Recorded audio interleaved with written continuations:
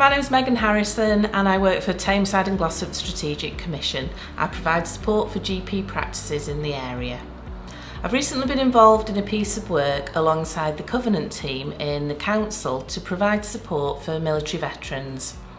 They'd done a piece of work where they'd spoken to veterans, to charities and to their local breakfast club to identify any issues with regard to the military veterans accessing primary care, particularly GP practices. So then they came to me and asked me to work with our practices so that we could look at these issues and enable the veterans to have a good service when they came along to the GP practice. We've been identifying them. We've been providing them with information, for example, with regard to the mental health pathway, and providing them with the Signal magazine, which Tameside Armed Services community issue, and basically ensuring that they are not disadvantaged and they receive an excellent service from primary care by us working alongside Tameside Armed Services community. My name is Stephen Pleasant. I am the Chief Executive of Tameside Council. I'm also the Chief Accountable Officer for Tameside and Glossop CCG, which is Clinical Commissioning Group. When we started to look at the primary care record, i.e. the medical record by which the GP looks at medical history, what we found is, although we've got some in the region of 7,000 military veterans, actually there was only about 216 of them actually on the GP record, and I think that's no different than any other area. We're in a unique place because actually we run one single health and local government system, so I think really it was down to me to pick this up and try to do something different. So we took something through to our Health and Wellbeing Board, which is a joint committee meeting where all the partners come together, and we said this should be a priority for us. If you don't understand someone's medical history and you don't understand that somebody's a military veteran, then how can you actually really get under the skin in terms of what their health needs are? So it's a really critical piece of information. But secondly, actually, if you do understand that somebody's a military veteran, there's lots of services that are available that the GP can signpost to. My name is Michael Harney. I'm an ex-RAF service veteran and served for 28 years. If the NHS service that you're using is unaware of the priority, then you are actively encouraged to tell them that you've served so that they can initiate the priority scheme. Failing that, you can enlist the local healthcare commissioners, your local authority covenant leads, or one of the national service organisations such as the Royal British Legion, SAFA, Help for Heroes, and they should be able to help you.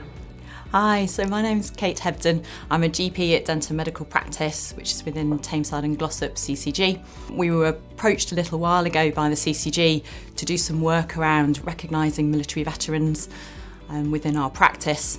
Obviously, as a GP, I've seen military veterans come into my practices, and we just wanted to see what we could do to try and support them better.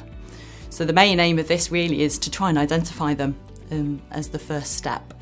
So to do that, what we've done is put various things in place. So within our new patient registration packs, we now include something that asks patients whether they are military veterans, so that we can then code this on their records. And this is really important because if we know who they are, then we can offer them additional services. So if practices want to find out a bit more about how they can support military veterans, there's information available on the NHS Choices website. There's also a really good e-learning for healthcare module that's available that any professionals can log on and have a look at that as well. My name is Major Daz Rawcliffe.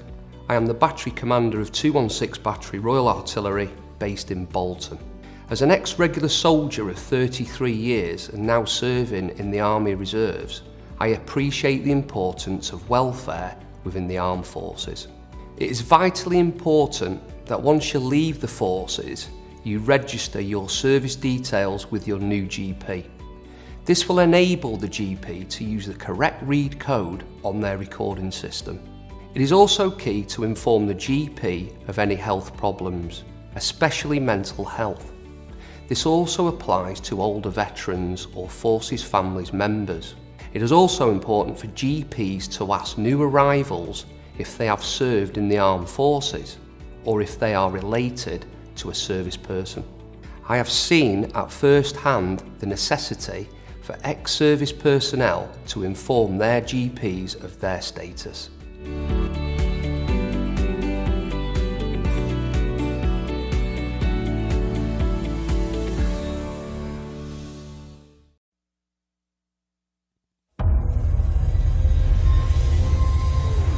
They protect us. They defend us. They help us in times of need. But they're being destroyed from within. Last year saw more Army suicides than any year on record. Day Our son was just one of thousands of veterans that this country has lost to suicide. after day only to die here at home in their sleep. after day. He then used a pistol to take his own life. There is a hidden enemy at work, It's got to stop. and it's hiding in plain sight. The most dangerous enemy is the one you never suspect.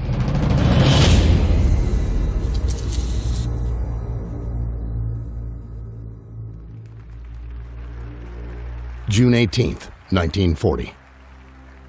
Psychiatrist and Brigadier General J.R. Reese addressed the annual meeting of the National Council for Mental Hygiene with a strategic plan for psychiatry. We must aim to make it permeate every educational activity in our national life. Public life, politics, and industry should all of them be within our sphere of influence. But to reach their objectives, psychiatrists needed the perfect proving ground.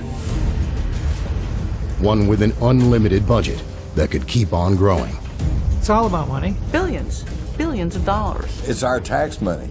A proving ground with an endless supply of human resources. More people than any other organization in America. These troops are the guinea pigs. They're being experimented on. A proving ground where every order is obeyed, no questions asked. You have to obey those orders. You don't have an option. I'm legally obligated. And a proving ground where any collateral damage would be labeled classified. This story has been censored every step of the way. Brigadier General Reese knew where to look. The Army and the other fighting services form rather unique experimental groups, since they are complete communities. And it is possible to arrange experiments in a way that would be very difficult in civilian life. It was a shrewd tactic, especially when sold under the guise of help. And now the soldier was sick, and unless we do something for him, he may remain sick for an indefinite period of time. Gentlemen, you are not requested to treat these patients. You are directed to do so. Psychiatrists had come a long way. Only 20 years earlier, they were almost unheard of in military life. It wasn't until World War I that they came out of the asylums and sort of worked their way into the military. It was a very slow, very gradual insertion. Slow and gradual, because psychiatrists were simply not trusted, and for good reason. Their treatments were never known to be scientific. In fact, many of their experimental procedures would later be labeled torture.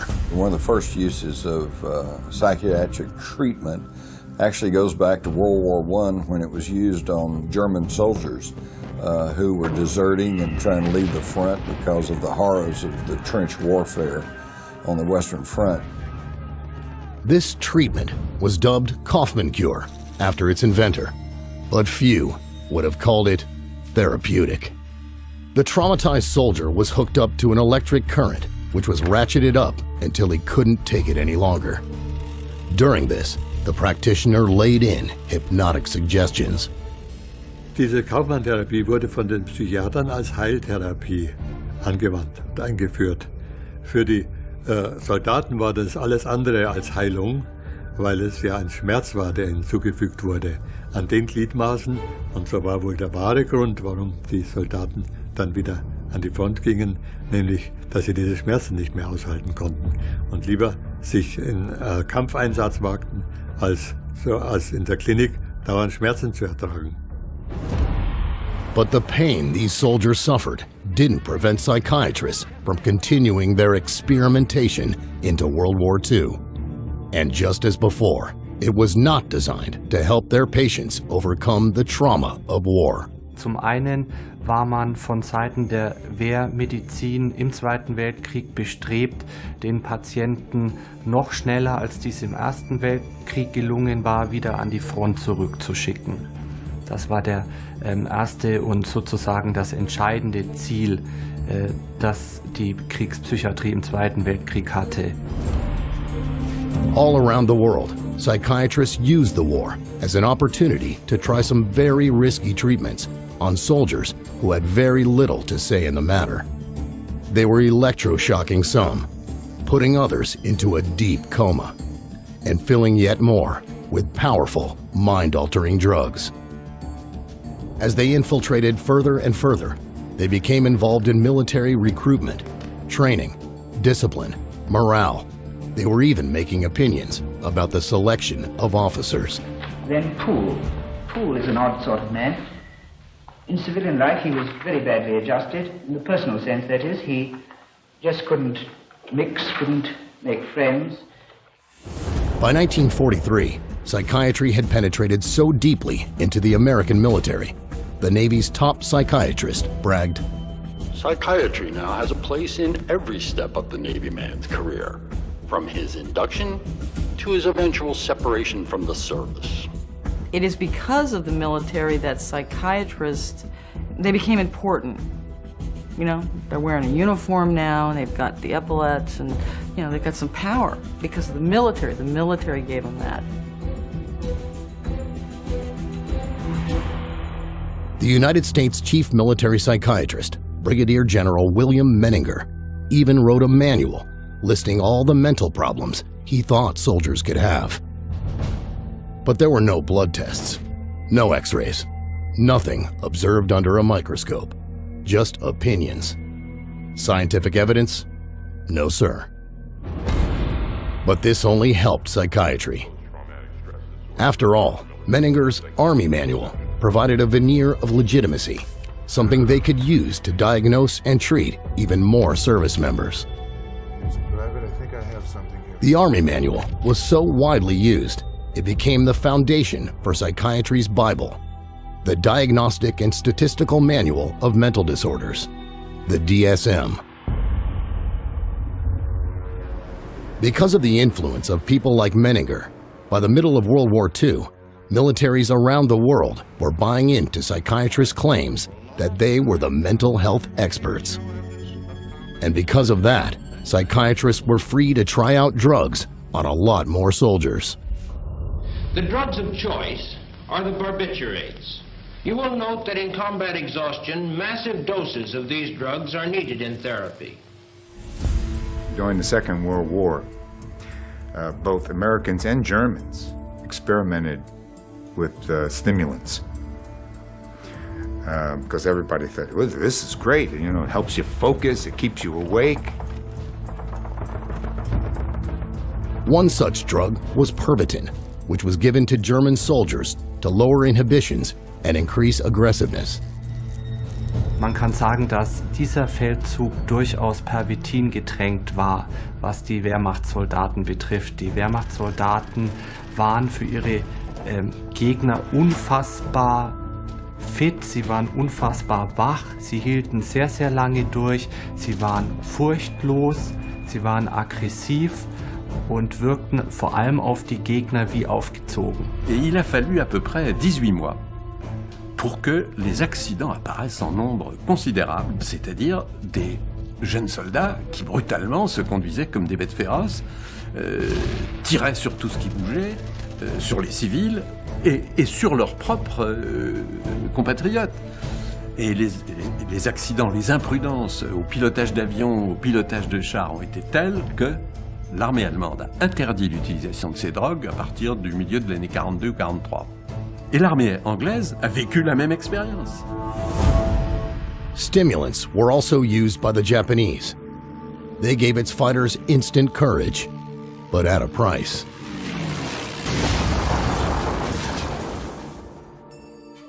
The soldier pictured here was a World War II torpedo pilot. 海軍の中の特攻隊員ということで、人間魚雷で有名な回転というものの搭乗員として訓練を受け、The mission, to be placed inside a manned torpedo that would be manually detonated when close to an enemy ship. 海軍の中ではね、とにかく先行艇部隊、先行艇による特攻を、とにかく成功させるためにということで、海軍ぐるみでというかね、でもってとにかく搭乗員たちにアンフェタミンを投与させて作戦行動を成功させるということがもう行われたということですね。Although he survived the war, the man's life was ruined. で実際に私の叔父も、帰ってきて、復員してきてからそういった形で今度メタンフェタミンヒロポン中毒になって、で今度ヒロポンが禁止されたわけですよね。今度は何になってか、もうアルコール、もう本当にアルコールはひどかったです。私も叔父がおばにね本当に暴力を振るうシーンっていうのは何度も見てますし、だから彼自身も実際に、自殺を3度図って。From the 50s through the 70s, psychiatrists in countries like Britain, the United States, and the USSR continued to use their militaries as proving grounds for an arsenal of new experimental treatments. American military psychiatrists used soldiers to experiment with LSD. The squad, composed of volunteers for the test, responded like well-trained soldiers, immediately and without question. The squad, all except the drill sergeant, now drugged with LSD. After a few minutes, the men found it difficult to obey orders. Even though they knew the dangers of this drug, British psychiatrists continued the LSD testing, this time on Marine commandos. Unknown to the troops, the drug was added to the water on the second day. At 11:40, the first effects of the drug make their appearance. The men no longer take cover, they relax and begin to giggle. 70 minutes after the administration of the drug, with one man climbing a tree, the troop commander gives up, saying, "I cannot do anything about this. I cannot control the men and I can take no action myself. I am wiped out as an attacking force." Soviet psychiatrists gave their soldiers God knows what. В советской армии я служил поваром. И обычно перед обедом приходил доктор, врач, и давал нам пакетик, чтобы мы сыпанули в борщ или там в кашу и размешали. Но мы обычно говорили, что это такое. Это нормально, это витамины. Но что это такое, я не знаю. Тем более, что мы, повара, обычно свою долю вынимали из котла до того, как приходил доктор. Up through time, soldiers continue to be given psychiatric drugs for uses never studied or approved. It's been one huge experiment. In the Falklands campaign, air crew were given uppers and downers so that their flight duty quotas could be maximized. We've gotten reports that the Gulf War II pilots do take amphetamines, they do take dexedrine, and that at the nighttime they're given Ambien to bring them down so they can sleep. So they're continuously on this up and down kind of scenario. Certainly in the Iraq, Afghanistan wars, psychiatry has played a huge role, huge. Psychiatry is now an accepted part of militaries around the world.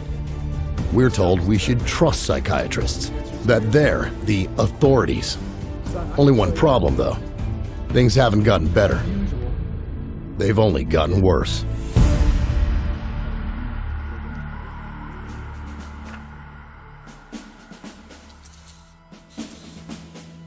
I spent almost 26 years on active duty in the Marine Corps.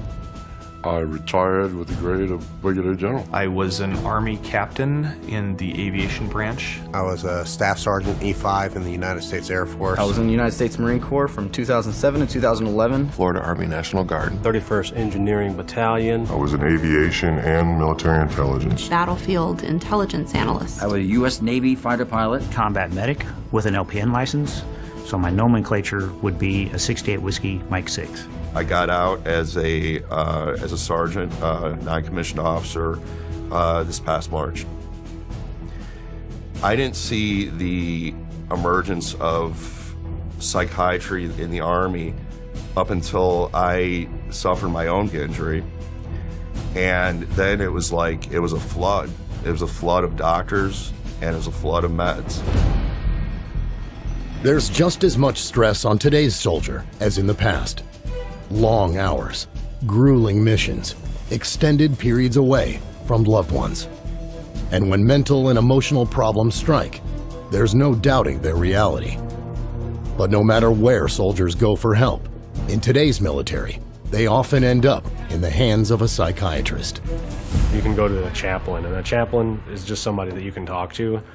But I think part of the issue is that a chaplain is kind of obligated to route you straight to a psychiatrist if you mention any key words, you know? Like, yeah, I have been stressed out or something like that. If you tell a therapist you're depressed, they're going to send you to a psychiatrist. It's going to happen. It's just how it works. So they'll make a real quick decision on you have a problem or what the problem might be within just minutes. So 10 minutes, maybe 15 minutes, if you're lucky, 45 minutes in the office. Standard practice for a psychiatrist is first to diagnose you with a mental disorder. He might tell you that you have a chemical imbalance in the brain, even though he hasn't done any tests to prove it. And he never will, because there is no test. In fact, there are no tests for practically any of the hundreds of mental illnesses listed in psychiatry's diagnostic manual.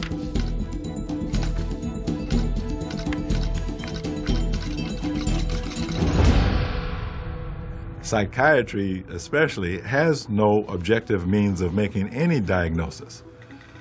In general medicine, at least you have x-rays and blood tests to go on, and so that's the big dilemma faced by psychiatry. They have zero ability to diagnose, so they have zero ability to treat. No physical abnormality has ever been found. So there is no physical abnormality to demonstrate by an MRI, a CT, an EEG. It's another fraud, pure and simple. It's another fraud. So, psychiatrists are diagnosing you with brain diseases, physical things wrong with your brain that they can't even prove exist. There were no medical tests of any kind. There were no blood tests. Nothing that I could tell that was scientific in any way or medical in any way. If somebody suggests that you have a disorder, a disease or something, there should be some sort of objective test. It's not unreasonable to ask for it. It's not unreasonable to insist on it. But you won't get one from psychiatrists, only their opinions. And they won't be shy about giving those. There are troops that are seeing psychiatrists who are automatically, before they even open up their mouth, being diagnosed just because of the way how they look. The psychiatrist told me that I would never amount to anything in the military again because of the emotional trauma I experienced and my current, at the time, my depression levels, my stress, my anxiety. I was never going to accomplish anything in the military. I would never be a good soldier again. And the only viable option that the military saw was to discharge me. When a psychiatrist says your life is not worth anything because it's been all some sort of psychosis or some sort of trauma event, or you've got this disease or that, or some brain chemical or whatever, a soldier's life turns into nothing. Every year, thousands of men and women in uniform are diagnosed with a mental illness, sometimes even 2 or 3. This has gotten so out of control that the U.S. Pentagon now spends $2 billion a year on mental health alone. And the Veterans Administration's mental health budget has gone ballistic, shooting up from less than $3 billion in 2007 to nearly $7 billion in 2014. That's a lot of money to spend on a profession that can't even find evidence for its brain diseases under a microscope. Not that this matters to psychiatrists. The diagnosis is only a first step, actually an excuse to get you onto some very dangerous treatments.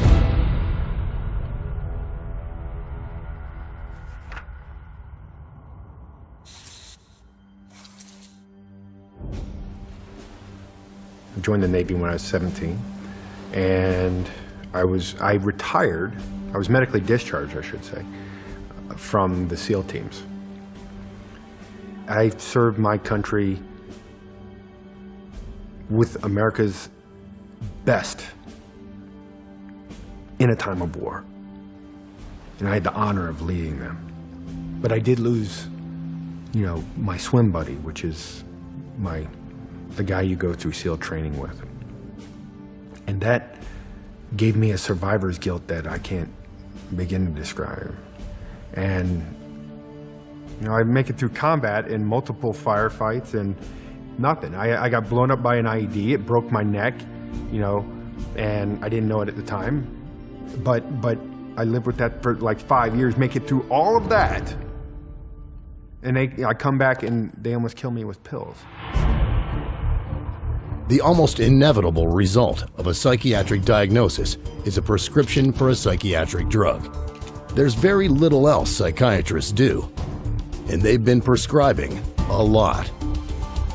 From 2005 to 2011, the U.S. Department of Defense increased its prescriptions of psychiatric drugs by nearly 7 times. That's over 30 times faster than civilians. The drug push is no different for veterans. Depression is a disease. We get this guy from the Veterans, I think the Veterans Administration or something like that. And he's basically telling you, if you are depressed, if you do something erratic, it's a disease. I mean, this guy's literally the loudest guy in the entire briefing. You know, very just in your face about it. And he's just basically saying, you know, if you're doing anything other than what you normally do, you have a disease and you need to be put on the system, you need drugs. We can control it with medication. And then right after that, they're gonna get prescribed whatever drug the psychiatrist seems fit rather than just being able to talk to somebody. No therapy, no lifestyle change. It's a straight line of how they educate these doctors in pharmacology, a symptom to a drug. Psychiatrists have no real idea of what their drugs are doing to the human body. But when it comes to handing them out, that hardly matters. My older brother got out of the Marine Corps, like I said, about a year ago. And when he went to the VA hospital to make his disability claim and talked to him, he told him that he had trouble sleeping. And he didn't tell me what they gave him, but he basically said they gave him a big bag of happy pills. So I came home on R&R from Iraq and got severely depressed. And they went and told me to go see the on-based psychologist, which then they prescribed me meds. He basically told me what was wrong with me and prescribed me with Zoloft, and that was pretty much it. I've been on Ambien, Seroquel, Paxil. That was one of the big ones. A very dangerous drug that I just think is very harmful, called Abilify. It kind of puts whatever meds you're on steroids. Wellbutrin, Zoloft, modafinil, methylphenidate, trazodone, Prazosin, and Ambien. Starts out with Dexedrine, Vibrid, Dalmane, Citalopram, Thorazine, Citalopram, Prozac, and effects are at the same time. Stelazine, Zoloft, Compazine, Seroquel, Cogentin, Abilify, Nodular, Wellbutrin, IV Amitol, Depakote, Artane, Xanax, Haloperidol or Haldol, Klonopin, Diazepam, Adderall, and Librium. 5 milligrams to 300. 300 milligrams. 1,200 milligrams of lithium a day. Most individuals who would be given these drugs have no clue what the drug is, really, or what it can do to the mind, really. They just don't know. So it's a blind date. And and sometimes it turns out to be kind of an ugly one. The drugging of the military is off the charts, especially in the United States. In total, over the last 10 years, the U.S. government has spent more than $4.5 billion just medicating soldiers and veterans. In fact, in 2011, the Pentagon spent more on pills, injections, and vaccines than on Black Hawk helicopters, Abrams tanks, Hercules C-130 cargo planes, and Patriot missiles combined. The use of both psychiatry and psychotropic drugs has just ballooned in the U.S. military. Every soldier that I've talked to, every time they've seen a psychiatrist, they would prescribe them some kind of psychotropic drug right off the bat. I would say 60 to 70% of the soldiers we saw in our center were on medication. Let me give you an example. I was on a committee, a scholarship committee for veterans at a college, and they invited the VA psychiatrist to come in to give a talk about post-traumatic stress disorder. But at the very end, I raised my hand, I said, how many of your veterans that you see do you medicate? And initially he tried to skirt the answer. He said, I see the most difficult. And I said, we all see the most difficult. How many do you medicate? 98%. It's criminal. And it isn't much better in the rest of the world. I deal a lot with a lot of our soldiers within our NATO brothers and sisters. Canada, New Zealand, Australia, UK, Germany, France, Belgium, and even soldiers down in Italy and even in Spain. Each and every one of them have complained about the issues dealing with psychotropic drugs with them. I was stationed in Germany for a while. I was in Kosovo for a while. And they had talked about that, yeah, when they see the psychiatrist, they do give them psychotropic drugs. So it seems like it's a worldwide problem. A lot of our veterans have told us that when they went for help whilst they were still serving, they were then prescribed medication. It didn't help. Quand on envoie un patient chez un psychiatre, il ressort directement avec des molécules chimiques. Et ça, on commence à avoir les effets secondaires et on commence à avoir les problèmes. І справді, психіатри давали військовослужбовцям небезпечні наркотики, при цьому знаючи, що військовослужбовці мають в руках небезпечну зброю. Och någonstans så finns det ju någon drivande orsak till att vi skriver ut mer och mer piller. Men vi får ju inte det förväntade resultatet. But no matter the country, this is the military. And in the military, soldiers have no choice but to follow orders.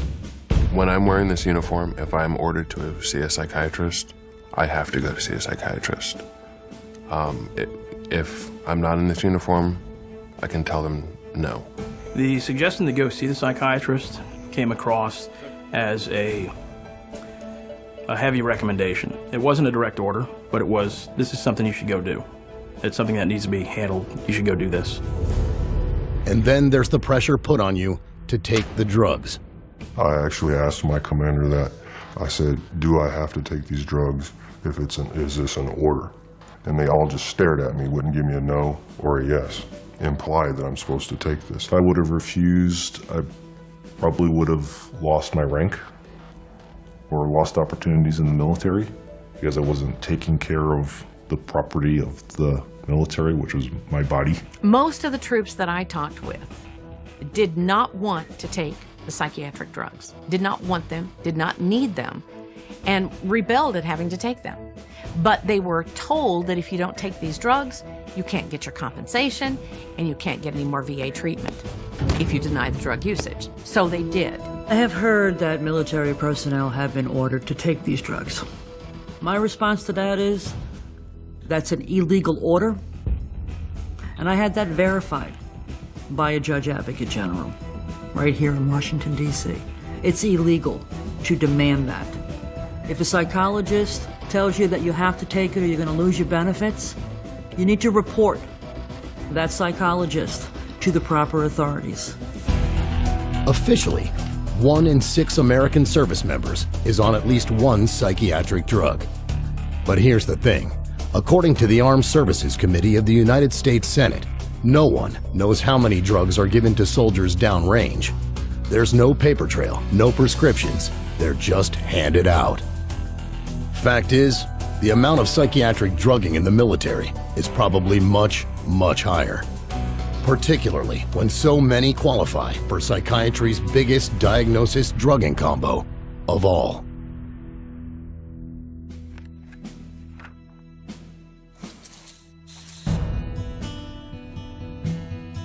I was in the Army, and when I got out, I was corporal. And then I went back as a contractor for the Department of the Army. My original purpose was definitely get involved, serve my country, and then pursue it from that point forward. I personally had been deployed to Iraq for just about a year, and having gone back to Europe, I was having trouble sleeping, and having some issues just adjusting back to this, different lifestyle after having been shot at, nearly blown to pieces, so many times, to this, now I can just go down the road and get a pizza. And one of my officers recommended I go see a psychiatrist. Within 10 minutes it was, so you're probably bipolar, most likely ADD, and PTSD. The visible effects of combat stress have been mentioned by ancient writers like Homer and Herodotus. The French called it mal de pays. The Germans, Heimweh.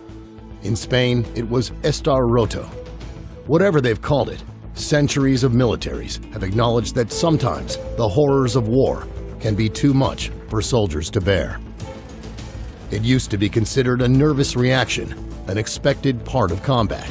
But psychiatrists today label it a brain dysfunction, which began life in 1980 as post-traumatic stress disorder, PTSD.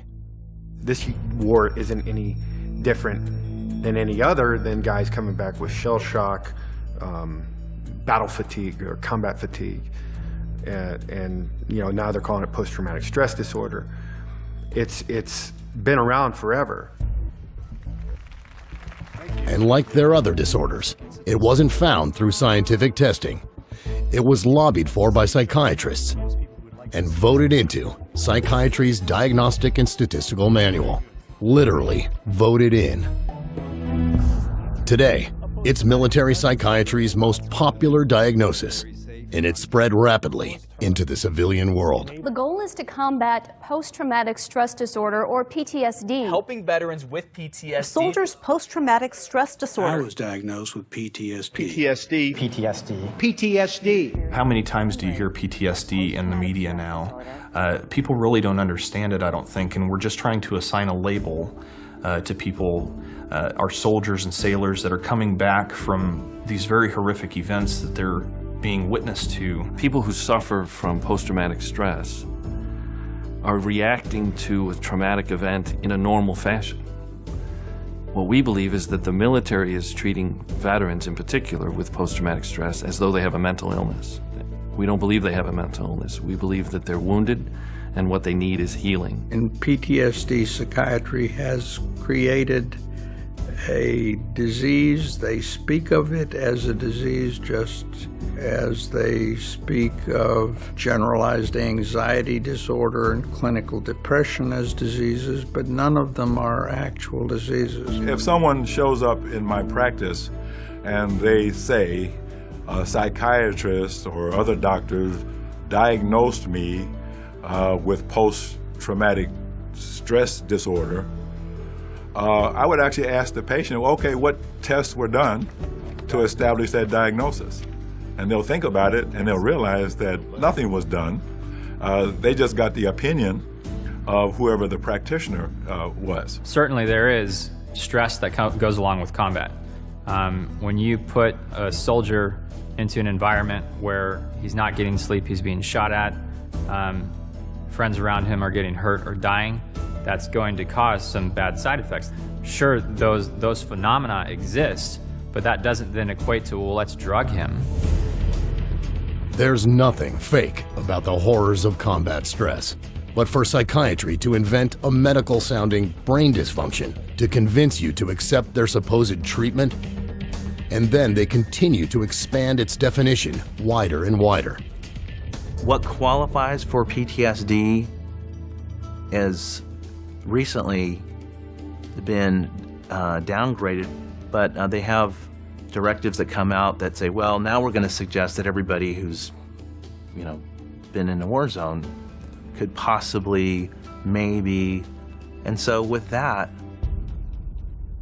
anybody qualifies. What I saw with the new privates coming in is they were just out of basic training and they were given psych drugs for PTSD, for being in basic training for 9 weeks. I was diagnosed with PTSD because I came back and I was a little jittery, and it's just, I guess they said that I had PTSD from that, when it was just I was still kind of trying to assimilate back into the scene of not being in combat, of not being over. The determination that I had PTSD was almost made before I even walked into the office. They told me that it was clear that I had post-traumatic stress disorder and that I needed medication to fix it. Nearly every soldier in my company was diagnosed with PTSD. Nearly every soldier. There are 175 different symptom combinations a psychiatrist can use to diagnose you with PTSD. No surprise then that 37% of recent war veterans are being treated for it. Once labeled, 80% will be given psychiatric drugs. And of those vets drugged, 89% are put on antidepressants and 34% powerful antipsychotics. Even after one of the world's top PTSD psychiatrists did a study admitting that antipsychotics don't work. Just because a medication can be widely prescribed doesn't mean necessarily that it's really helpful overall for the symptoms of post-traumatic stress disorder. If psychiatrists bother to do standard medical testing, there's a chance they might find something physically wrong. Something that they would label PTSD, but is actual physical damage that can be verified with a brain scan. It's called traumatic brain injury, or TBI. And it's estimated that 320,000 soldiers have suffered from it. Traumatic brain injury is an injury to the brain itself, either caused by a concussive blast or a closed head wound. There's some difficulty determining between traumatic brain injury and post-traumatic stress because the symptoms tend to mirror each other. Inability to focus, short-term memory loss, difficulty with rage or anger. You're talking about a physical injury, an actual brain injury, as opposed to a mental health, a condition. It's the two absolutely, totally separate things. I'm handling a Gulf vet who's got traumatic brain injuries. He's labelled with PTSD, and he's got a lump of shrapnel in his head. So, hang on, you don't get lumps of shrapnel flying into your head and embedding in your skull do not leave you with no effect on the brain. The brain's going to take a real hammering from that sort of thing. Of course, most psychiatrists aren't going to spot TBI because they don't check for it.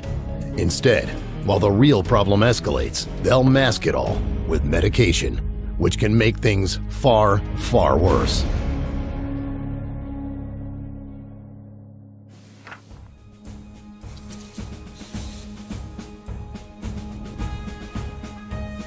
I think my main goal why I joined the military was, the first thing is to get money for college. And then all my friends were going in and they were having a blast with it, and I just really wanted to do something with my life and not just stay here in a small town and not do anything. I served in 2 branches of the military. I served in the Marine Corps and also the Army, and got out as a specialist also at 84. When I was in the Marine Corps, I never went and saw a psychologist, but when I was in the Army, they told me I had to go see one. At that point, he diagnosed me with PTSD and prescribed me Prozac and Wellbutrin in Iraq, still carrying a weapon, still in the combat zone. The psychologist said that my anxiety and depression, everything, like stuff like that, should actually go away. And actually it did not, it got worse. The life of a soldier is demanding. You're trained to be alert, decisive, and focused, and in top physical and mental shape. It's a necessity. But psychiatric drugs can make you combat ineffective. Psychiatrists know this, but still claim they are therapeutic. Here's the reality. All psychiatric meds are mind-altering drugs. People don't put that together, but they're mind-altering, and they have side effects, disastrous side effects. One of the most significant problems about every psychotropic drug that I can think of, the stimulants, the tranquilizers, antipsychotics, mood modulators, are unpredictable. I can give the same drug to 20 different men, and they'll have 10 different reactions to it. No one, not even the prescriber, knows what will happen with a psychiatric drug. Each one is different, and each has a long list of side effects written in small print on its package insert. My friends that take the drugs that I'm prescribed have very bad balance, a terrible memory. They have difficult talking clearly, speaking clearly to each other. Their reaction times are very slow, and they have a hard time concentrating. It pretty much just erased all feelings that I had.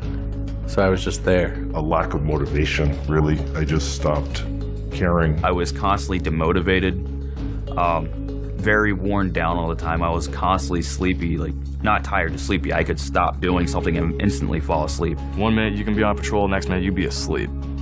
That's what those pills do to you. They make you tired. I would get headaches, but it's not like a normal headache. It would be like sharp pains just zapping through my head. My anxiety level was through the roof. I had heart problems. I put on 20 to 25 kilos of extra weight. I probably gained 40 pounds over the course of that period of time. I was up to almost 300 pounds. I was in metabolic syndrome. My body my adrenal system had completely shut down. My muscles had seemingly turned to water, and I could not lose weight for anything. I can't ever think of anybody who's ever said, I feel better. This has helped me. I can't honestly think of anybody who's ever said that to me. And I've seen and talked to a lot of veterans in my time. These are supposed to be the finest, most elite soldiers, physical combat machines, and they're being given something that's harming them, that's destroying not only their body physically, but also their minds mentally. Psychiatrists will tell you that the benefits of their drugs exceed the risks. This is garbage and scientifically untrue. There have been large studies proving that psychiatric drugs like antidepressants work no better than a dummy sugar pill. But some of the drug side effects are not just harmful, they're deadly.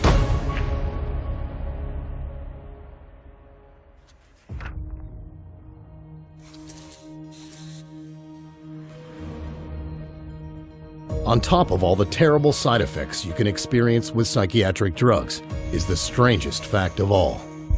They don't cure anything. So what do? They alter your behavior by deadening your feelings. This not only prevents a person from sorting things out, but numbs them to the world around them. There's even a name for it: depersonalization. I've had patients who've been given very large doses of psychoactive drugs over a period of about a year, and basically destroyed their sense of self. They don't care almost about anything. You could go up to someone and start yelling at them, and if they're on the large enough cocktail, they won't do anything. They become almost drones. So they're literally lobotomizing our soldiers with these drugs. I'm sorry. I'm just being very direct and honest with my experience of over 200 injured warriors. It's almost like being in a mental hospital with lobotomized patients. I'm sorry. It's just awful. And the depersonalization gets really dangerous when the drug creates another common side effect. If someone is numbed like that, they're less likely to be concerned about the consequences of their behavior and might resort then to impulsive actions, violent actions. Some of the effects of the drugs that we're aware of, that the veterans we've dealt with have come across, have been things like more anxiety, more anger. They're having all these fits of anger, aggression, they're getting in fights with their significant other. And of course what this has led to is just a really horrendous number of domestic shootings, domestic beatings, child, wife abuse. The numbers back it up. Since 2006, violent sex crimes and domestic abuse in the military have increased more than 30%, and child abuse is up 43%, all while the psychiatric drugging of our troops has been going out the roof. And then there are the cases where a soldier under the influence of psychiatric drugs loses it all. This one particular morning, the soldier was in our unit, and most of the soldiers in our unit are on some type of medication. And she was waiting for the soldier. And when she walked in, he was locking and loading his weapon. And she asked him, "What are you doing?" And he looked at her, he said, "I don't know." And she said, "You were locking and loading," which means he's putting his ammo in his weapon. And she asked him, she said, "What were you gonna do?" He said, "I don't know if I was just gonna shoot myself or shoot up everybody in this building and then myself." And we were there. May 11th, 2009. Sergeant John Russell opens fire in an Army combat stress clinic in Baghdad. He kills 2 officers and 3 enlisteds. The day before, his psychiatrist had prescribed him antidepressants. March 11th, 2012. In a remote village in Afghanistan, Staff Sergeant Robert Bales murders 16. 9 were children. Before his murder spree, Bales had snorted the psychiatric drug Valium while also drinking alcohol. September 16th, 2013. Navy veteran Aaron Alexis brings a shotgun to Washington, D.C.'s Navy Yard, where he kills 12 people in cold blood. According to reports, Alexis had been prescribed the antidepressant Trazodone. He talked about it. He said he went to the VA and they would give him some medicine. These are just a few of many in the hands of mental health professionals just prior to committing horrific acts of violence. There's Army Private First Class David Lawrence, who murdered a Taliban commander in his prison cell while on Zoloft and Trazodone. Terrence Tyler, a former Marine who gunned down 2 co-workers, then himself, at a New Jersey supermarket. He had been diagnosed with major depression and was taking Prozac. And Eddie Ray Routh, who murdered a decorated Navy SEAL. He had just gotten out of a mental hospital 4 days earlier, where he had been treated for PTSD. Drugs and weapons do not mix. Okay, it's a recipe for disaster all by itself. They're seeing things different. Their mind has been altered. Their brain has been altered. Their judgment and reasoning is not what it would have been without these medications. It's the mind that makes the decision of when to shoot and what to shoot. It's the mind. If you alter the mind and you imbalance the mind, which is what psychiatric drugs do, you change the results of who or what gets shot on the battlefield or at home after the battle is over. Psychiatric drugs don't cause violence only in soldiers. They provoke people from all walks of life to commit deadly mass shootings in our homes, workplaces, and schools. Then there's the matter of what they might do to themselves.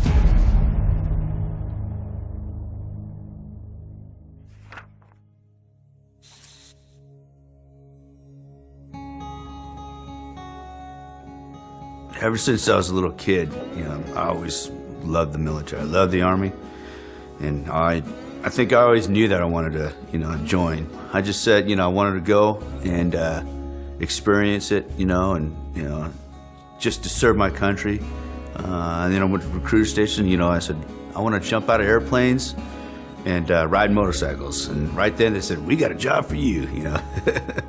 But, you know, I did it and it was good.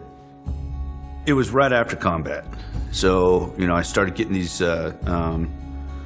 dreams and flashbacks and all that stuff. And then, you know, kind of like big anxiety and all that stuff. And I went to my doc and they said, yeah, we got to get you some meds, you know, and they gave me them and, you know, that was it. When you first start taking it, you feel great. Whoa. And then it just like, it's like you get immune to it and then, oh, let's take a higher dose. Let's take a higher dose. In my experience, I didn't see anything helping at all. I felt like it was making everything worse. I gained like, how many, like 40 pounds taking the meds. We looked it up and that one med, I don't remember what it was called, but it said it acted like you had like 1,500 calories every pill you took, and I had to take it 3 times a day. If he missed a dose, then the whole family would know, the whole house would be kind of on edge because you couldn't talk to him. He would snap. You take your meds and you can just start feeling it going down, and then you're just like, bam, and you're a zombie, you know? It almost seemed like he just didn't care about life anymore. He wasn't himself. My body was breaking down, and my wife, she's all into herbs, and she's saying this isn't right. And then one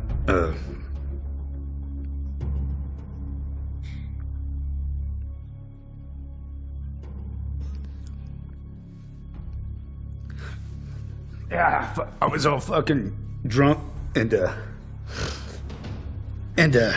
know, the meds, just taking that shit, and I just said, fuck it, I'm done. And I took my pistol and fucking put it in my mouth, and she opened up the door.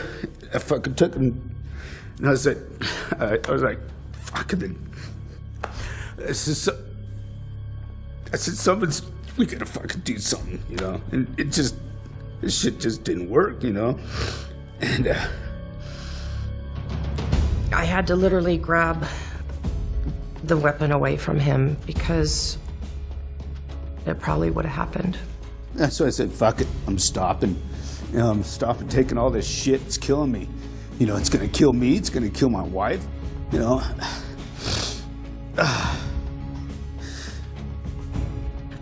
That was the straw that broke the camel's back. It wasn't working and something had to be done. I didn't want to lose my husband. I didn't want him to kill himself, and I didn't want to be killed as well in the process. I knew I wasn't me, you know? It was the drug that was doing it, and I knew I had to change or I'd be dead. And that's why I changed it.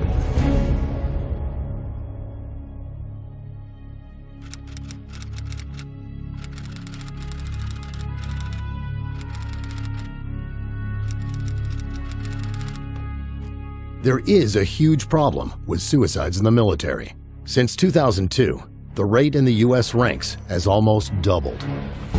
The suicide rate has really been going out the roof here lately with our military members, both while they're still in and once they return back to the States. I would move from base to base to base, and I'd be on different missions at different times.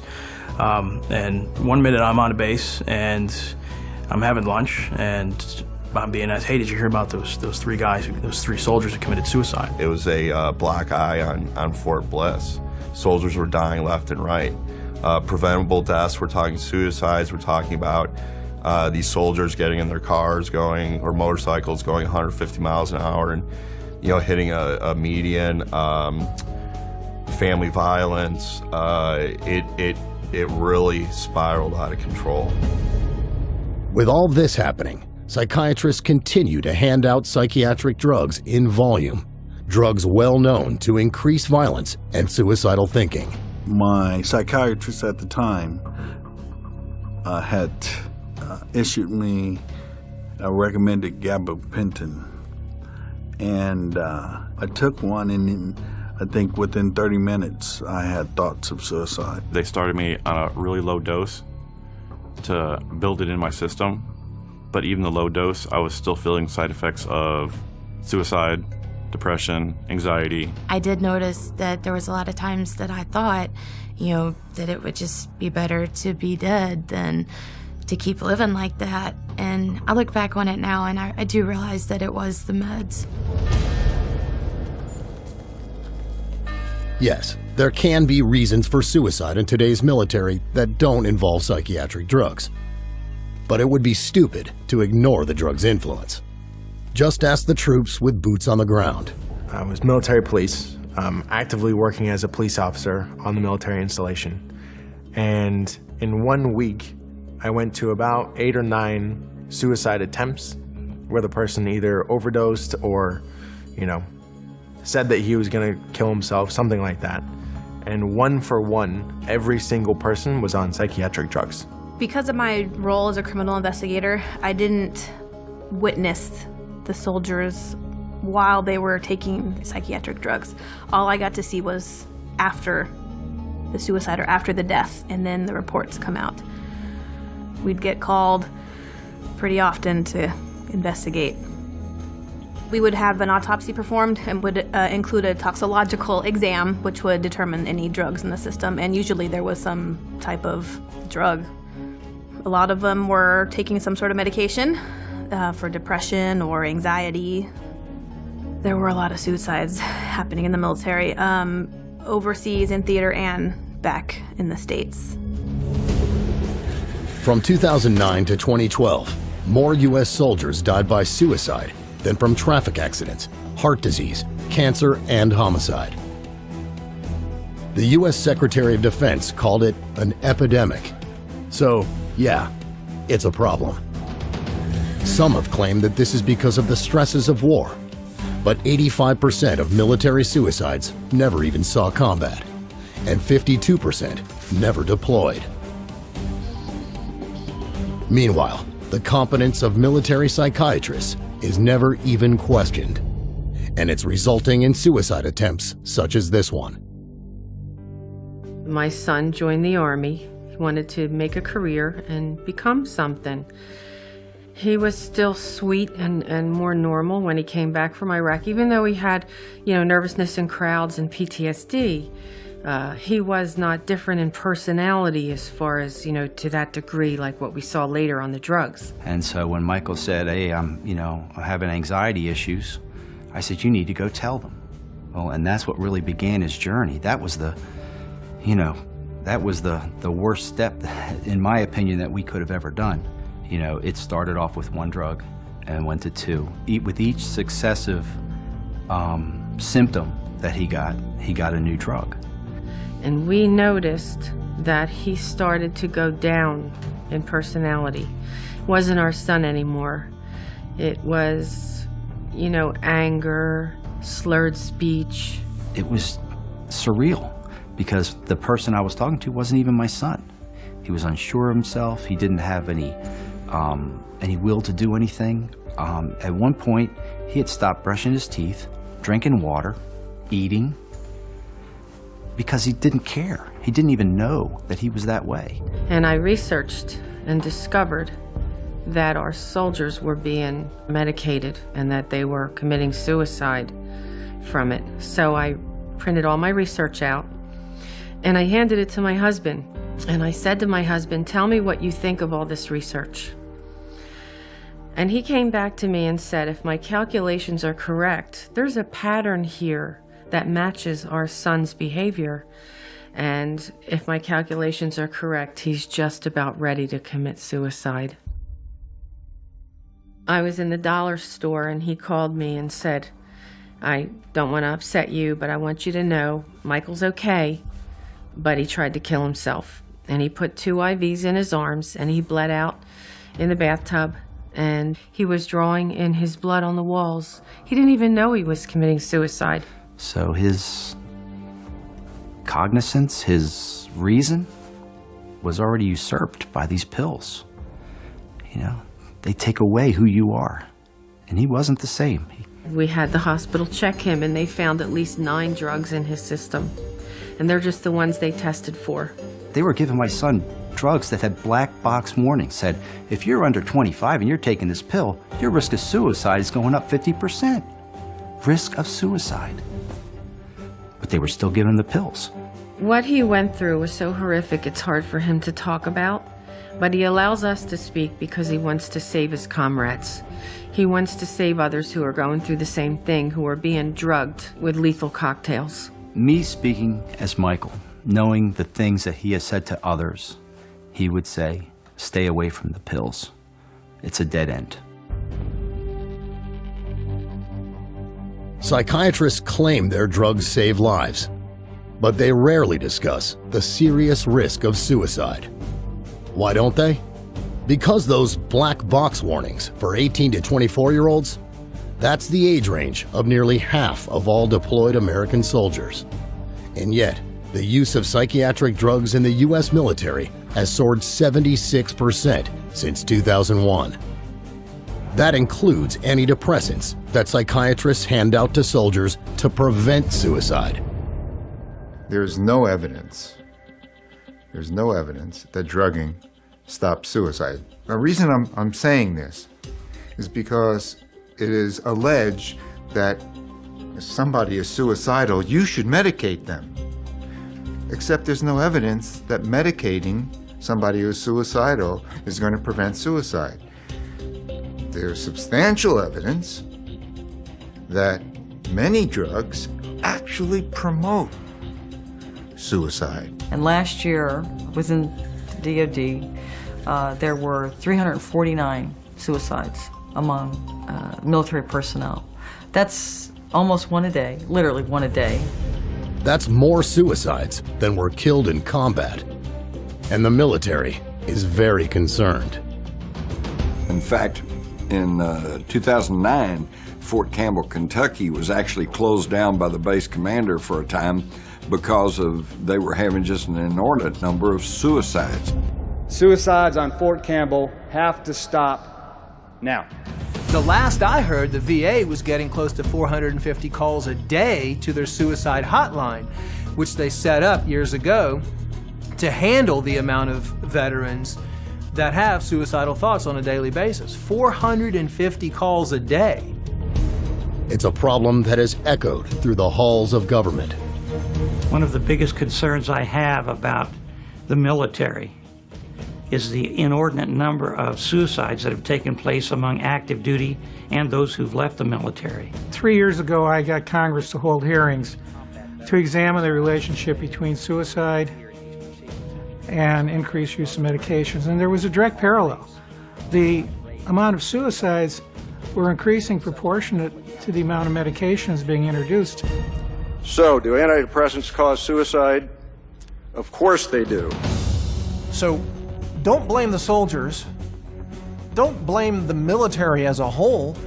Blame the corruption of the military by the psychiatric industry that is peddling false, dangerous medicine, that is peddling a kind of modern-day quackery, calling it treatment, but delivering suicide. And as bad as it is in active duty, veterans have it far worse.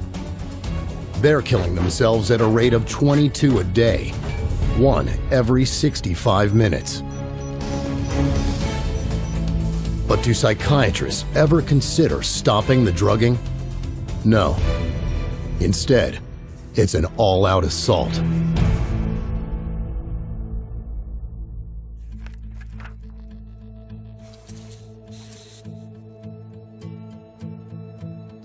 I was a very highly functioning non-commissioned officer. I was a platoon sergeant at the time. I was kind of always being groomed for that next rank. I was getting sent to the right schools, had the support of my chain of command. Things were going really good. After I witnessed this traumatic event on my last deployment in Iraq, that's when the medications really started coming. I mean, full force. And like I said before, before I knew it, I was on 9 to 12 different kind of medications. And when I was going through the separation process in the Army, I had to get some physicals and evaluations from outside people. These professionals would see my records come up on the screen and the amount of medications that I was put on throughout my time in the Army, but especially the last couple of years, and they would literally gasp. And they were shocked at the amount of drugs, the high doses of these drugs. It was like a 6-page rap sheet. With all the ways psychiatric drugs can react on your body, how do psychiatrists counteract a side effect from a drug they've given you? I can't sleep at night. The stomach pains have worsened. They don't take you off the drug. They'll either raise the dosage, which can cause more side effects, or they'll add another drug, which will add even more, then another, and another. It was clear right away that they really had no idea what anything that they were giving me was really going to do. They said, this drug may not work. You may need a different one. This one may need a higher dose. This one may need a lower dose. There was friends of mine that I saw had 2, 3, 4 pills they had to take daily. You find soldiers that are on dozens of medications. And when I say, 7 to 9 drugs at one point, I'd say that was very average.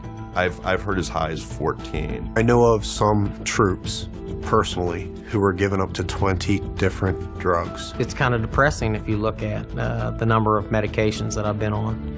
It's very thick. It makes up a large portion of my medical file with the Veterans Administration. And a lot of people were on not only psychiatric drugs, but drugs for their injuries. And the combination made them different. They weren't the same people. They're mixing amphetamines with painkillers and antidepressants and sleeping pills. I mean, even to the unlearned, that sounds insane. This practice is so common, they've even got a name for it: polypharmacy. And here's a little-known fact. Many of these drugs have never been tested in combination, which makes those taking the drugs little more than guinea pigs. The danger escalates with every increase in dose and every increase in the number of medications. I have watched my clients who have been prescribed psychotropic drugs, sometimes a cocktail, often a cocktail, sometimes a single drug, and they are grievously changed. If they were experiencing an adverse effect, how would they know which drug it was?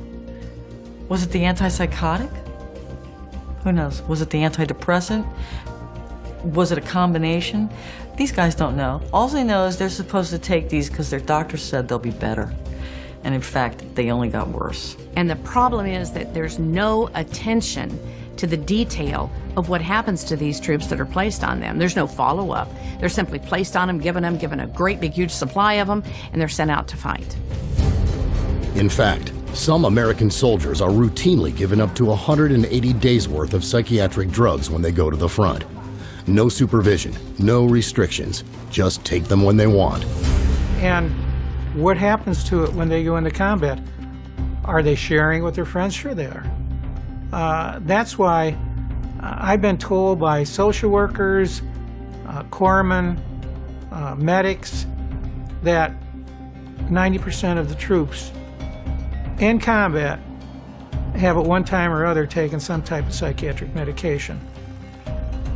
It's just a grand, crazy, insane pharmaceutical roulette that's being conducted at the expense of our nation's sons and daughters, really.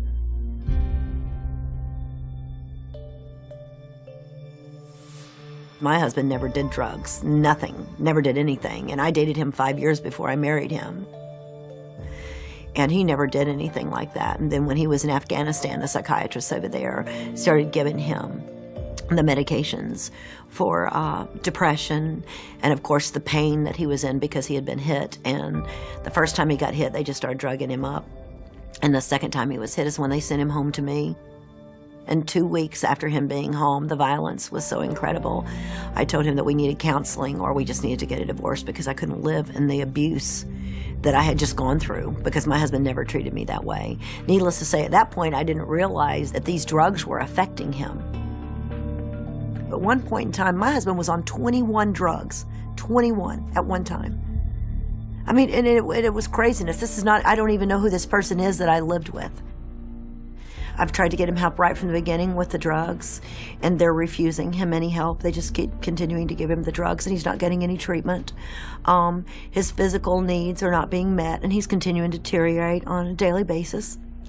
The whites of his eyes are now yellow. They have a yellow tint to them. His skin color is green and gray, and this happens often. And we do have the fear that we will wake up in the morning and he's going to die. Every day we live that every day. His daughter lives that every day. I live that every day. Is today the day that he's going to die? Is today the day I'm going to get the call?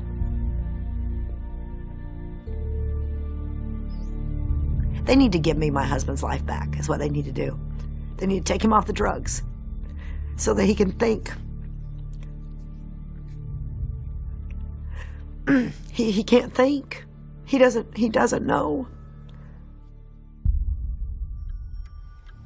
The horrible reality is that once on these drugs, it's hell to get off them. You can get addicted to some in as little as 2 weeks. Now we have soldiers coming back from the battlefield and they're addicted to psychotropic medications, and they have a detox reaction back in civilian life, and they begin to exhibit the side effects for which they were being pre-medicated. So they become depressed, they become suicidal. Not only is it dangerous to be on these drugs, it's also very dangerous to come off of them. In fact, in many cases, the suicides happen immediately after someone stops taking an antidepressant drug. So if you do that, make sure you do it in a way where you have medical supervision and you have a support system in place so you can get off of those drugs safely. Trying to get off psych meds by yourself, especially cold turkey, is very dangerous because of the terrible effects you may experience. I'm having anxiety, I'm perspiring, I just don't know what to do. Psychiatrists will tell you it's the return of your mental illness and that you need to get back on your drugs. That isn't true. This is withdrawal, just like with any street drug. The doctor did not tell me if I did come straight off of these that there would be a worse effect. I didn't know that. So when I did come off it, I fell harder. These are actually addictive drugs, you know, and I didn't know how to act without them. The withdrawal process is rough. And one of the things that I experienced is all these emotions, all these feelings, all these trauma, all this sadness that wasn't being dealt with, wasn't being cared for. It was just being medicated. When I got off all those drugs, it was like a floodgate. Even though you come off those pills, there's a period of time for, I think, a long, long time that stuff is coming out of your system. You know, and sometimes you think that life would be better if you were dead. It's shocking how many soldiers are returning home addicted to psychiatric drugs. A U.S. Army investigation discovered that as many as 35% of warrior transition units have a prescription drug problem. And very often, the addiction is not temporary, but for a lifetime. But it can get even worse than that, because sometimes these drugs can turn deadly, striking quickly and without any warning.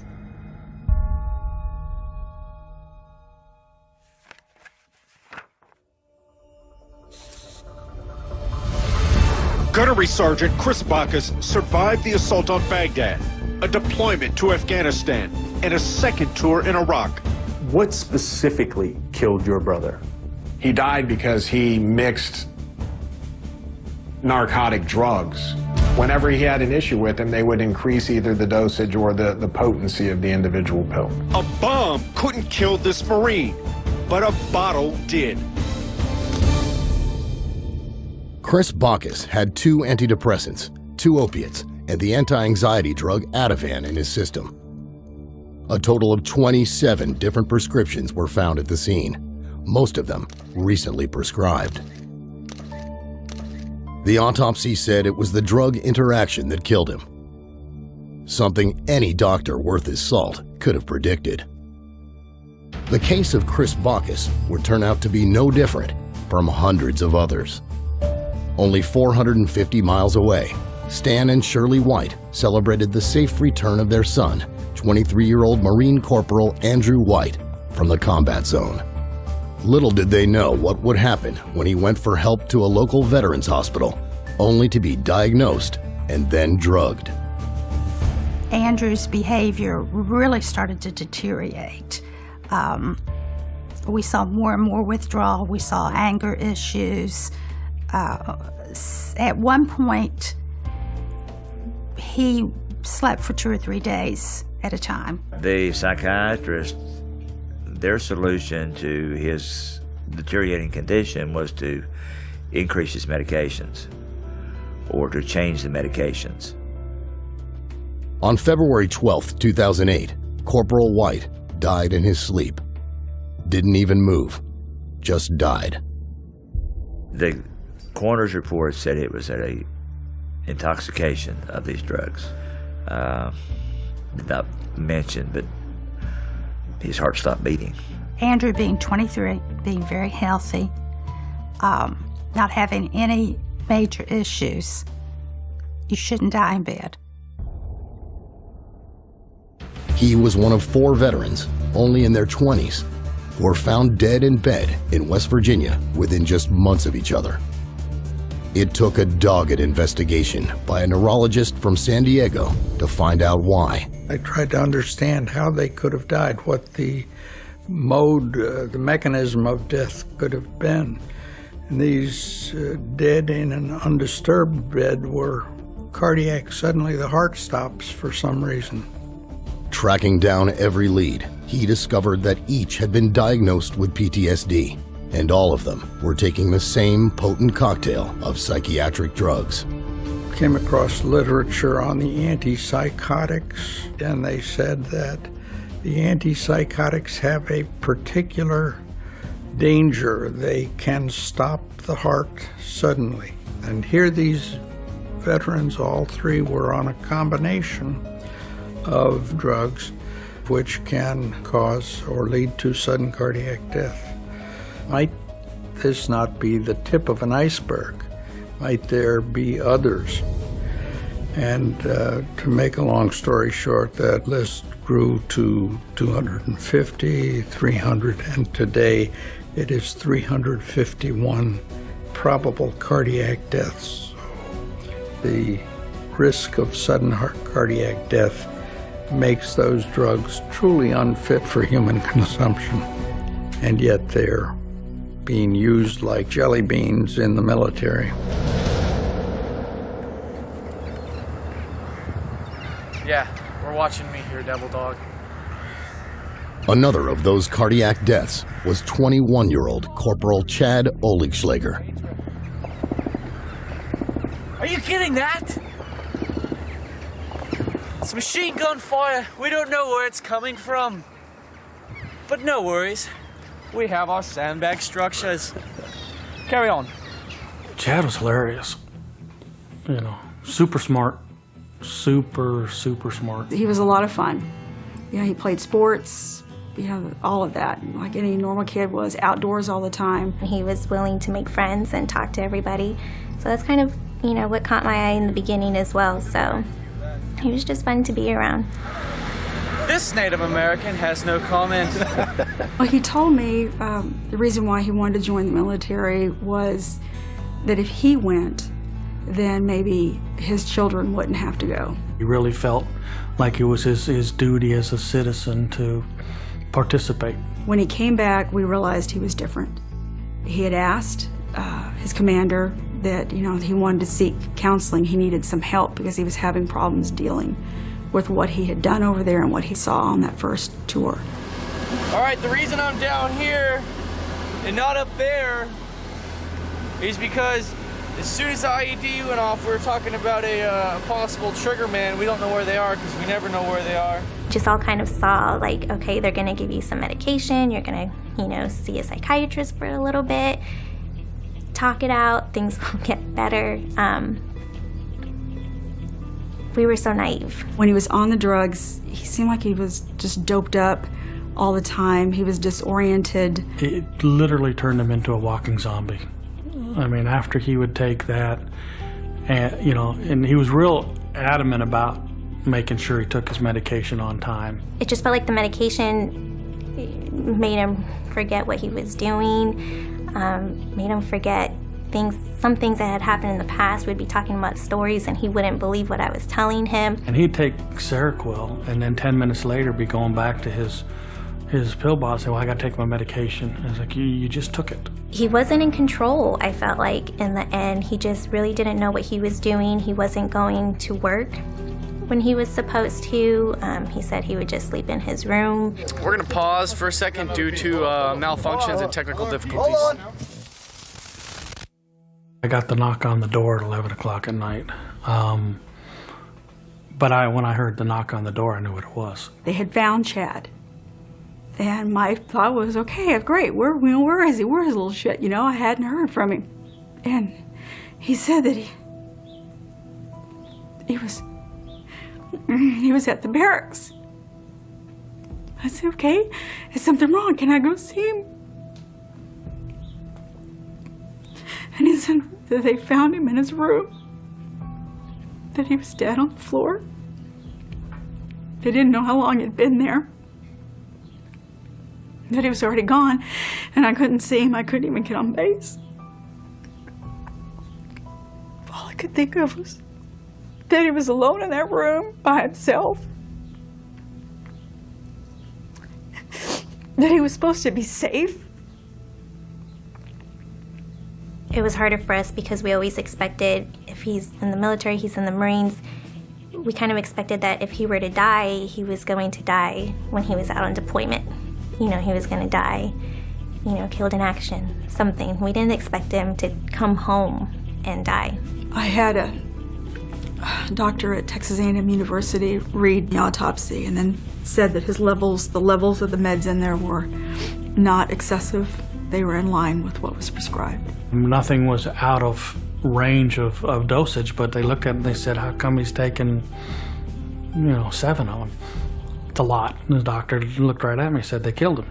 I blame the psychiatrists and I blame the doctors for prescribing those pills. Those are the ones that never checked up on him and let him walk out with all the other pills. Didn't take any of the pills away, just kept giving him more pills. And they're the ones. Good morning, and hoorah. Psychiatrists call these deaths accidental overdoses. But let's face it, this borders on negligent homicide. And as our soldiers succumb, one by one, to prescribed levels of these lethal cocktails, you have to wonder if psychiatrists even care to find out why. It's bad enough that troops are dying, but this drug taking ripples far beyond the victim. It can also affect the lives of those they love most.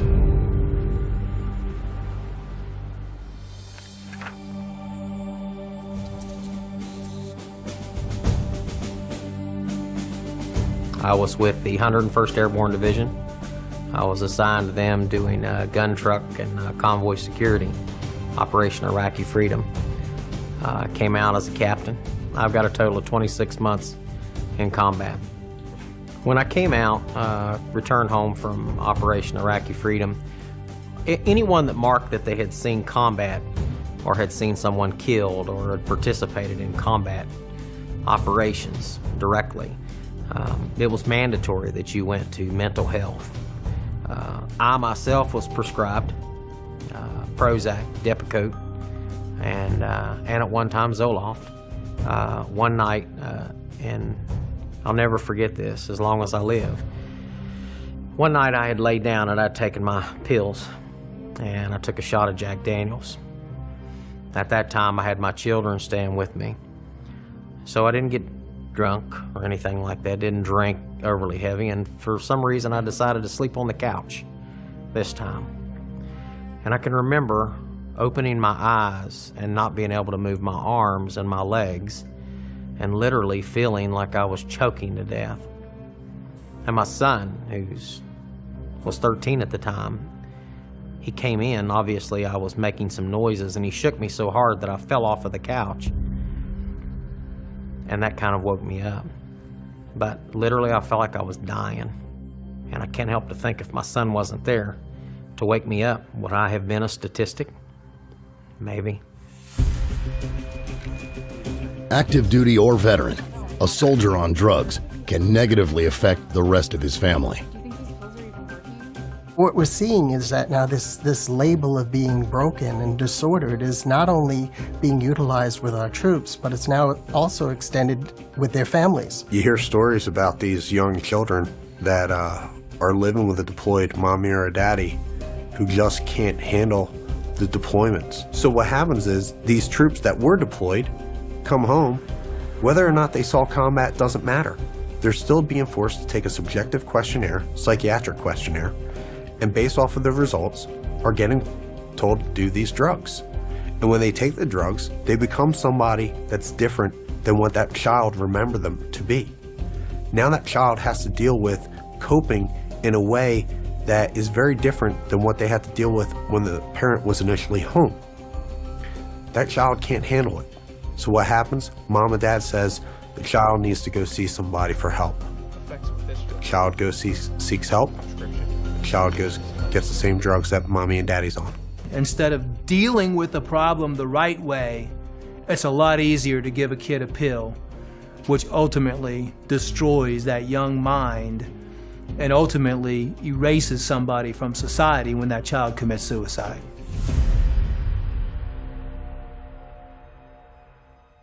My youngest son, Daniel, was a very funny, a little prankster with lots of friends in the neighborhood. He was loved by his teachers at school. We would go out fishing or hunting or just playing around out in the woods. So were able to spend quite a bit of time together whenever I wasn't gone on training or deployment for the Army. Daniel began having trouble sleeping very shortly after he left, and he was worried that his dad wouldn't come home. He was worried that his dad was going to get killed. And we saw the psychiatrist for 10 or 15 minutes, and he prescribed something to help him sleep, and also Celexa. Well, when she started telling me about the medications, I was very concerned. Overall, it seemed to me that, the situation was continuing to progress and he was just getting worse. My husband came home from Iraq 3 months early because of my concerns. I was very concerned at the personality change to becoming much more withdrawn and sad and depressed. He was having some bizarre behavior. He began cutting himself at school, and he began having hallucinations. Well, he never had any of those behaviors before being put on the drugs. We were all here at the house. He was out of our sight for 10 or 15 minutes, and he had snuck in and went and he'd gone into his room, and I sent James to go find Daniel to help me in the yard, and he did. What was your emergency? We need an ambulance. What's going on? My little brother hung himself. Okay. What's his name? Daniel Raidens. My mom is performing CPR right now. Okay, let me transfer you. Don't He was an innocent little boy who was just worried about his dad,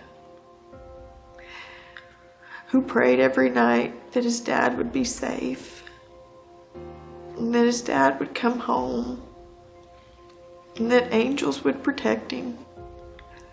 But there wasn't anybody to protect my son. Psychiatry in the military took our youngest son from us and ruined our family.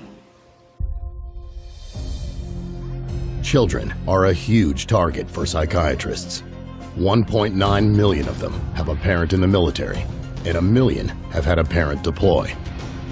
And when you're a little kid worried about mommy or daddy, that makes you fair game. The numbers of children who have been put on drugs within the military TRICARE system is astounding. You know, it's just exploding. So it has an effect, a ripple effect on the entire family unit. Now, today, we're finding out outpatient psychiatric treatment for children of deployed active duty service members has reached an all-time high at 2 million visits. How many drugs are these children being forced to take now? Whatever it is, it's high. According to a study in the Journal of the American Academy of Child and Adolescent Psychiatry, 91% of all kids visiting a child psychiatrist come away with a psychiatric drug. Is this really what we want for our children? You have to wonder why, with all this failure, psychiatrists keep hurting people, drugging them, addicting them, creating violence and suicide.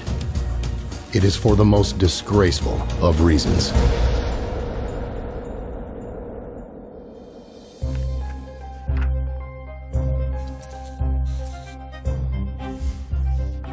Psychiatrists say that disorders like PTSD can't be cured. Instead, they claim they need to be managed with drugs for the rest of your life. It's bad medicine, but great for the bank account. Once you label somebody and you start medicating them, over the life of that person, it's going to cost the government about $1.5 million to provide these medications and treatment. There's a lot of money to be made here. There's a lot of money to be made by the companies that are producing these drugs. Profit is the only conceivable motive for all of these psychiatric drugs in the military. Taxpayers are footing the bill for this travesty of medicine. These psychiatric drugs that promote suicides, you're paying for them. So why do psychiatrists hand out drugs at such record levels? Because drugging people is a lot easier than actually helping them. And because of this explosion of psychiatric drugging, psychiatry has developed a very close relationship with drug companies. And they'll tell you all about it.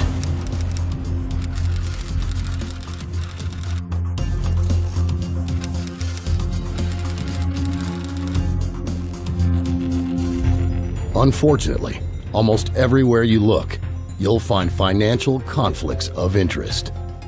Take Matthew Friedman, a psychiatrist and executive director of the VA's National Center for PTSD. Not only has Friedman been a paid speaker for 3 different drug makers, he also sat on the scientific advisory boards of the pharmaceutical companies that make Paxil and Zoloft. And guess what? These happen to be the only 2 psychiatric drugs approved by the US government to treat PTSD. And then there's Dr. Elspeth Cameron Ritchie, until recently, the top psychiatrist in the US Army. She praised the antipsychotic Seroquel for being very useful for the treatment of anxiety and combat-related nightmares. Not only is Seroquel totally unapproved for that purpose, it's linked to sudden cardiac death. Soldiers call it Serokill. On the street, it's baby heroin. That same year, Ritchie starred in a webcast, partially bankrolled by Seroquel's maker, in which she continued to push the use of psychiatric drugs on the battlefield. Of course, I'm a psychiatrist, so I tend to think of psychiatric medications, and we treat soldiers with medications, with cognitive behavioral therapy, and other sophisticated treatments on the battlefield.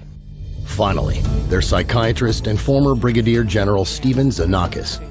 When he was in the Army, he pushed hard for frequent psychiatric screening of soldiers. The more, the better. Today, the Army screens its soldiers as many as 5 separate times, including a mandatory psychiatric screening when returning home from deployment, and a follow-up 6 months later. And these screenings are loaded with conflicts of interest. The development of one questionnaire, recommended by the Army Surgeon General, was funded by Pfizer, the maker of the antidepressant Zoloft. Another screening program for service members and their families is administered by a group given millions of dollars from 8 different drug companies. But Xenakis wants his own piece of the pie. He stands to make millions as CEO of a corporation selling a brain scanning device he plans to use to diagnose PTSD. Bottom line, with psychiatry, it's all about money, certainly not about help.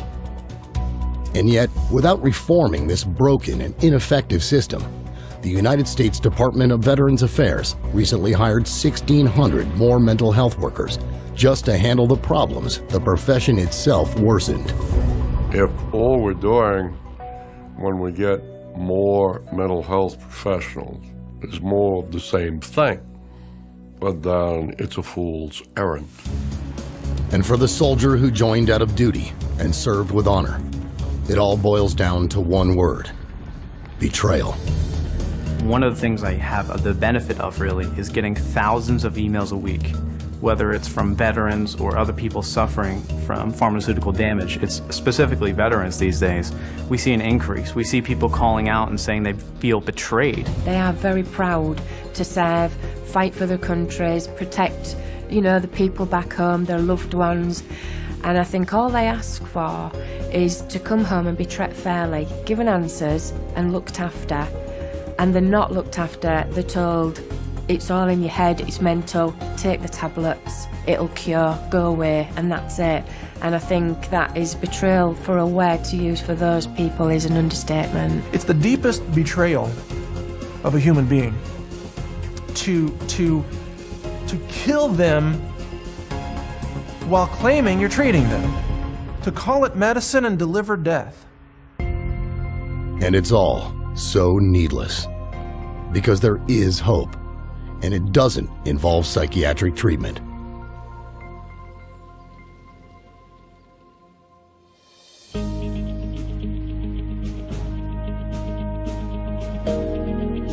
Look around, and unfortunately, you'll find a world saturated with psychiatry.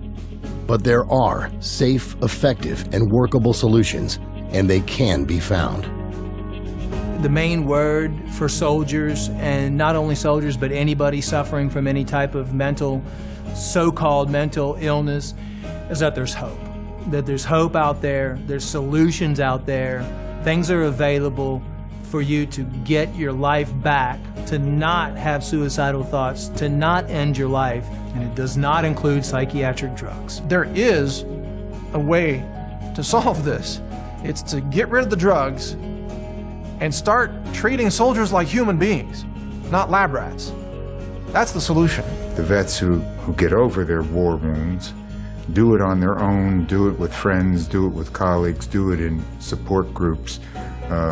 They're doing it separate and distinct from the medical interventions. If you talk to lads, when they get together, they help one another, they support one another. They are aware of fellow feeling, fellow understanding. Psychiatrists, by having the opportunity to disrupt that process by using drugs, can often disrupt it rather than support it. A soldier does need help. He needs care and love and friendship and, whatever else is going to make him feel better personally, but he does not need psychotropic drugs.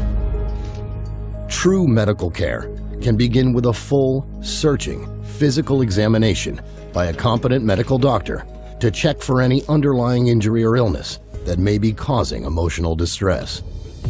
Every symptom should be investigated for physical origins, because if you don't do that, almost certainly someone who has a real physical symptom is being labeled as having a psychiatric symptom, which is false. By making sure that we clear up any physical issues, we begin to make the soldier, the veteran, feel better.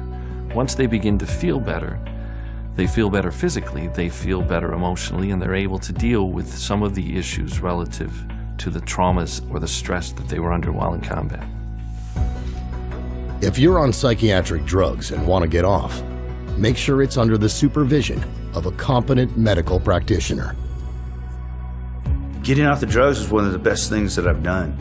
and because it's helped me out. It helped me be back being Mike Mezin, you know, and it really saved my life. It's transformed my life, but at the same time, it's also made me look real hard at the damage that those drugs were doing me while I was on. It was that type of incident that catalyzed my resolve to aborting the system that I was in and moving forward with a non-pharmaceutical approach, which has been phenomenally successful for me.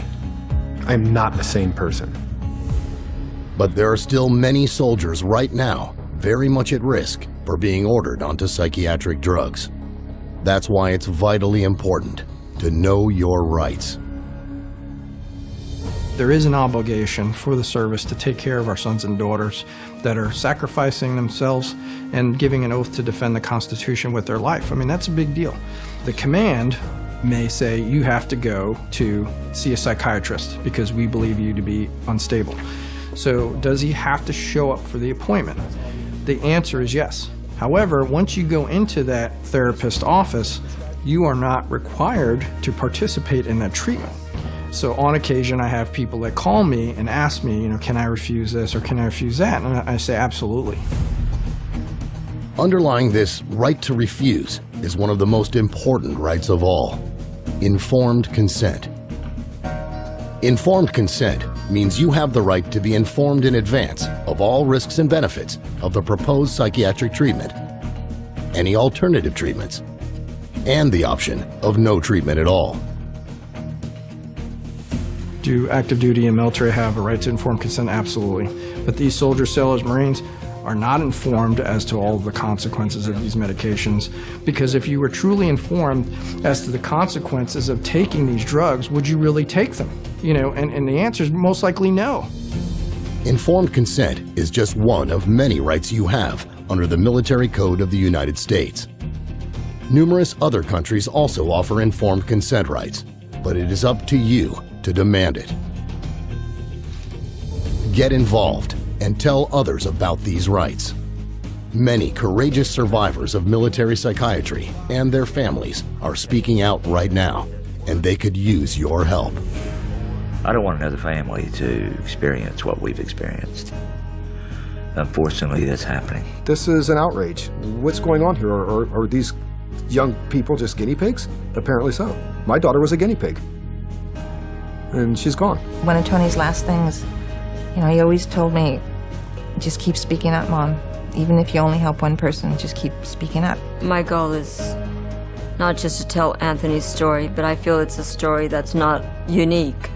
It's something that's happening to so many of our troops. As an advocate for my son and an advocate for wounded veterans across the country, our group that I work with, we're trying to make a change in that direction. So we made it our mission that we're gonna tell everybody we can and have the website have as much information that we can. We've got to get the word out to our soldiers. Don't take these drugs. Don't take these drugs. It's the beginning of the end. Immediate action is needed, not just in the United States, but around the world. More British soldiers and veterans committed suicide in 2012 than were killed in battle. Same thing for the relatively small Australian military over the past decade. 20% of the deaths of German troops abroad are from suicide. And the Russian military has a suicide rate 65% higher than the rest of the entire country. So, what is the solution? Get rid of psychiatry and mental health. Don't leave them in charge. Mental health will not improve until psychiatrists are no longer in charge of it. I truly believe that they are destroying our military. The battlefield is safer than psychiatry. Do you understand that? Statistically, you are less likely to be shot by an enemy than to be killed by a pharmaceutical drug. That's the truth about psychiatry. And yet, psychiatry's reach today goes well beyond the military. It is just as J.R. Reese planned. Psychiatric treatment tested out and advanced within the military, spilling out into every nook and cranny of civilian life. Psychiatry is currently an international $330 billion a year industry. It promised help. It delivers pain, damage, and death. The hidden enemy has now been revealed. What happens next is up to all of us. You've got the facts. Fight back.